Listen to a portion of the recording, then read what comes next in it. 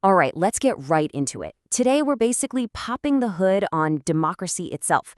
We're going to look at two powerful competing blueprints for how you run a country: the parliamentary system versus the presidential system.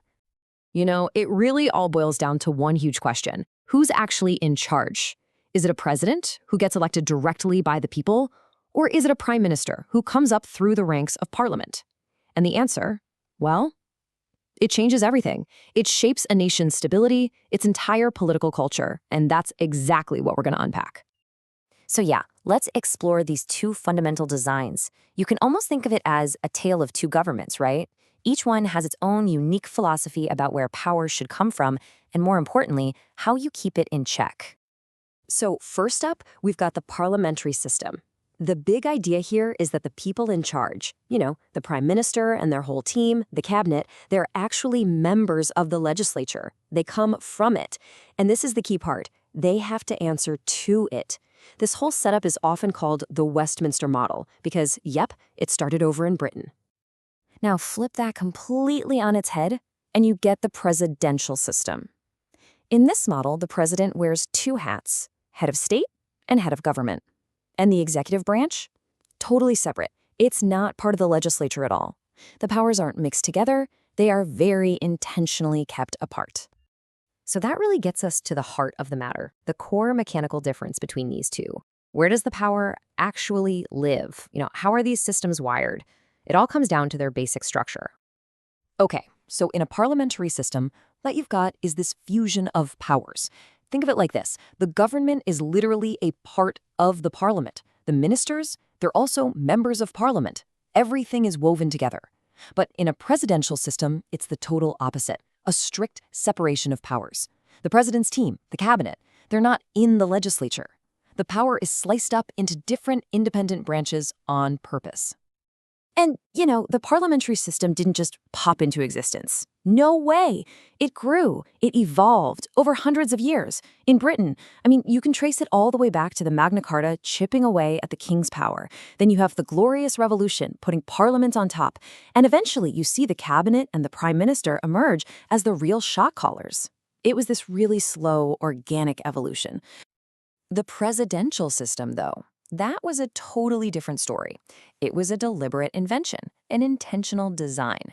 The folks writing the U.S. Constitution back in 1787, they looked across the pond at the British model and thought, no thanks. They wanted to build something completely different, specifically to stop too much power from ending up in one place, like with a king or a fused parliament. And this, right here, brings us to the great trade-off, because you can't have it all. Each system makes a choice. It prioritizes one thing over another. So what's more important? A government that's super accountable, one you can change on a dime, or one that's rock-solid stable and can act decisively? Let's break down that choice. All right, let's start with the case for the parliamentary system. What are its selling points? Well, its biggest strengths are all about responsiveness and making sure no single person gets too powerful. Think about it. The government has to face parliament every single day. If a leader becomes unpopular, boom, they can be kicked out with a vote of no confidence. All it takes is a majority vote, and they're gone. That is a massive check on power, a real safeguard against dictatorship.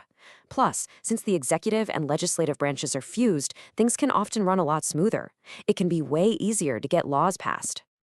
Okay, now let's flip the coin and look at the presidential system. This model is built for something else entirely. It's all about stability and strong, decisive leadership, especially when a crisis hits. The president has a fixed term in office. The legislature can't just vote them out on a whim. That creates a ton of stability. It lets the executive make quick, tough calls without constantly looking over their shoulder. And that whole separation of powers thing, it's seen as this fundamental protection of liberty, right? A built-in feature to make sure no one branch runs wild. But, and this is a big but, no system is perfect. Every single one has a downside, a key vulnerability, and you really have to understand these weak spots to get the full picture. So for the parliamentary system, the Achilles heel is instability. If you have a coalition government, multiple parties working together, it can fall apart pretty easily, and suddenly you're having another election. And here's the weird paradox. If a prime minister gets a massive majority, they can become so powerful that they basically dominate parliament. It's called a cabinet dictatorship, and it's when the executive pretty much runs the whole show. And the presidential system, oh yeah, it's got its own set of serious risks. That strong, stable president, well, if the checks and balances aren't working, they can drift towards being authoritarian. And what happens when the president's party doesn't control the legislature? You guessed it, total gridlock, nothing gets done. And trying to remove a president who's gone off the rails? It's an incredibly slow, difficult, and messy process. So, with all these pros and cons, how does a country actually choose? Let's make this real. We're going to look at a massive case study. India, the largest democracy on the planet. Let's see how its founders tackled this exact problem right after independence. I mean, just imagine the question they were facing. You've got this enormous country with unbelievable diversity. What kind of government could possibly hold it all together? And why, in the end, did they go with the British parliamentary model instead of the American presidential one? Well, for India's founders, the presidential system just felt too rigid, too inflexible for a society as diverse as theirs. They were also genuinely worried about creating a potential dictator, one person with too much power. So they chose another path. They prioritized what they called collective responsibility. They wanted the government to always, at all times, be accountable to the representatives of the people in Parliament. Okay, it's time for the final showdown. We've dug into the history, the structure, the good, the bad. Now let's put it all on the table and compare these two systems head to head. So here it is, the tale of the tape. Look at the executive. You've got a prime minister and cabinet versus a single president. Accountability? The executive answers to the legislature in one, but not the other. Powers? Fused together versus strictly separated. Term in office? It's flexible versus fixed. I mean, this is it, a perfect snapshot of two completely different philosophies on how to run a country.